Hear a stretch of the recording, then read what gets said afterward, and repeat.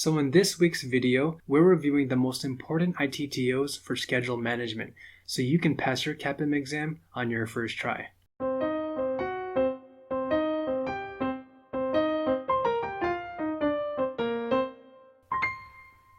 Now before we get started, if you're new to the channel, my name is Alvin and I'm here to help you pass your CAPM exam on your first try. So if this is your first time watching my videos, make sure you subscribe to my channel, hit that bell icon, and smash that like button so you're notified when my next video comes out. And don't forget to download your exclusive free workbook of 100 practice questions over at alvinthepm.com/ebook.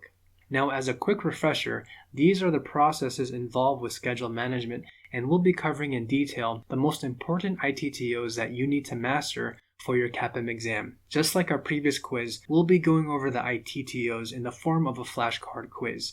There will be a total of 11 questions, so you'll get a couple seconds to answer each question, and afterwards, the correct answer will show up on the screen. Make sure you write down each answer so you can evaluate your performance at the end of this quiz.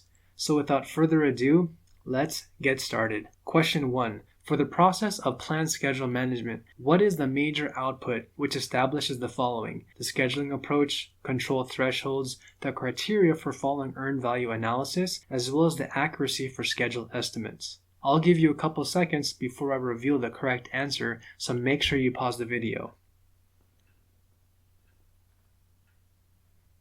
The correct answer is the schedule management plan, which defines your strategy for how you'll create, manage, and control your project schedule. On to question 2. Which two elements of the project management plan are used as an input to plan schedule management for creating your schedule management plan? Pause the video and we'll reveal the correct answer shortly.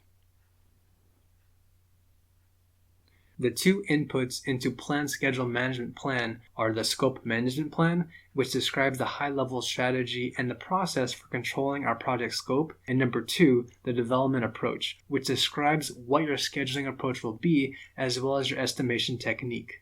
Question 3. Scheduling software, team resource availability, commercial databases, as well as the organization's culture are examples of what type of input for planned schedule management. The correct answer is enterprise environmental factors. These are conditions and influences which are not under the control of the project team and may have positive or negative influences on the project's outcome. On to question 4. Which two elements of the project management plan are key inputs to define activities which establish the WBS, project deliverables, and the overall strategy for managing the project schedule? Pause the video right now and think about which answer you think is correct.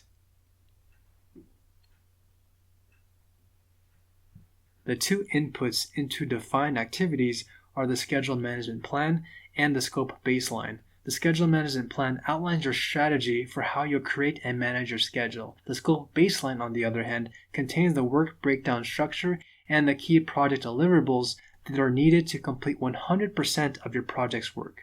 On to our next question. Question 5. What is the primary tool and technique of defined activities which is used to break down and divide your work into easy to manage chunks?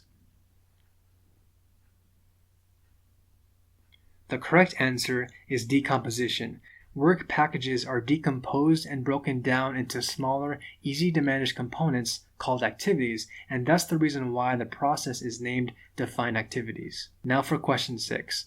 What tool and technique is used during defined activities to plan in detail only the near-term work?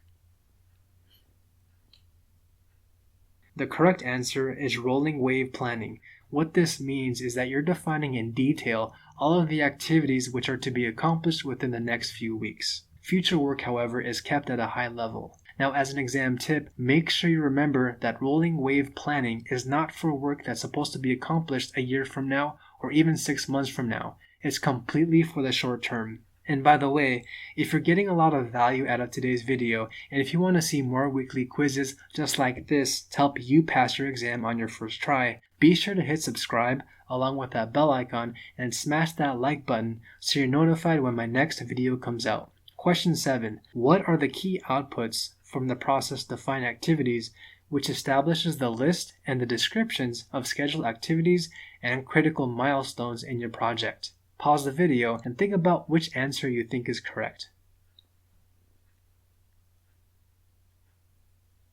The key outputs are the activity list, activity attributes, and milestone list. The activity list is a detailed list of activities for performing on your project.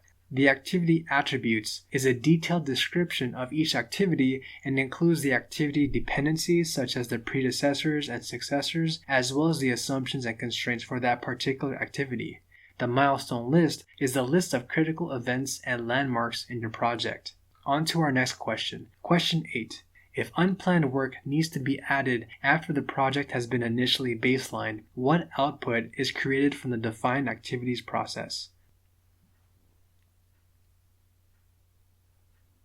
The correct answer is change requests. If the project scope has changed or additional activities need to be captured into your project plan, a change request needs to be raised and approved through your change control process. Now on to our next question. Question 9. What is the key output of sequence activities, which is a visual representation of the relationships between the project activities? The correct answer is a network diagram, which shows the correct sequencing and the order that the project activities need to be completed. As an exam tip, make sure that you can create a scheduled network diagram if you're given a table of tasks and predecessors. Question 10. What tool and technique is used during the sequence activities process used to create a network diagram and determine the activity relationships? The correct answer is a precedence diagramming method, where you sequence activities to determine their relationship. It could be finish to start to finish, start to start, and start to finish. On to question 11. Scheduling tools, the project management information systems, and the organization's work authorization systems are examples of what type of input used during sequence activities process. The correct answer is enterprise environmental factors. These are conditions and influences which are not under the control of your project team and may have positive or negative influences on your project outcome. So we've covered the first 3 processes for schedule management, so make sure you repeat this ITTO quiz until you score target or above target in this area, and I'll see you in next week's video.